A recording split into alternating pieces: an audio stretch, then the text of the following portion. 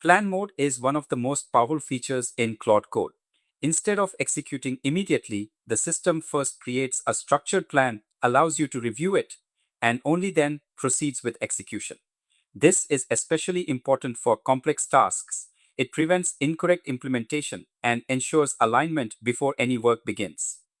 Without planning, execution starts immediately. This can lead to incorrect assumptions, wasted time, and difficulty in correcting direction once changes are already made. With planning, the system analyzes the task first, creates a structured approach, and presents it for review. You can then approve, modify, or reject the plan before any execution begins. There are two ways to use this feature. You can explicitly invoke it using the plan command followed by your request. This forces the system to generate a plan before doing anything else. In many cases, for complex tasks, the system will automatically enter planning mode and present a structured approach. A good plan is organized into phases. Each phase represents a logical grouping of tasks. It clearly identifies which files will be created or modified and outlines the steps required to complete the work. It also includes questions. These are important decision points where the system requires clarification before proceeding. You should treat this as a collaboration step. You can approve the plan if it aligns with your expectations.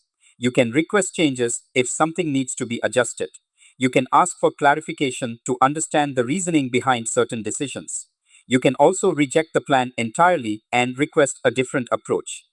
For complex implementations, it is often useful to execute work in phases.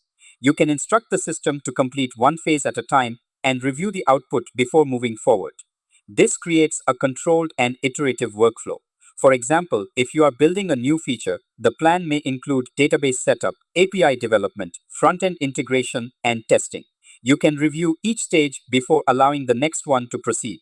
This ensures quality and reduces the risk of errors. There are several best practices to follow. Use planning for any task that involves multiple files or architectural decisions. Always respond to the questions raised in the plan.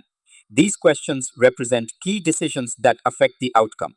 Request phase execution for larger tasks so you can validate progress step by step. Challenge the plan if something does not seem right. Ask why a particular approach is being used and explore alternatives. As a general guideline, planning is recommended for new features, large refactoring tasks, integrations, and architectural changes. For simple tasks such as minor bug fixes or small functions, planning may not be necessary.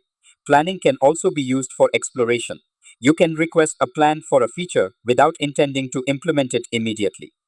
This helps you understand the scope, evaluate different approaches, and make informed decisions before committing to development.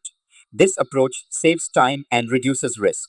The key principle is to think before acting. Do not allow execution to begin without understanding the approach.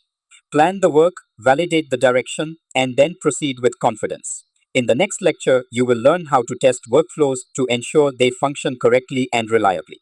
See you in the next lecture.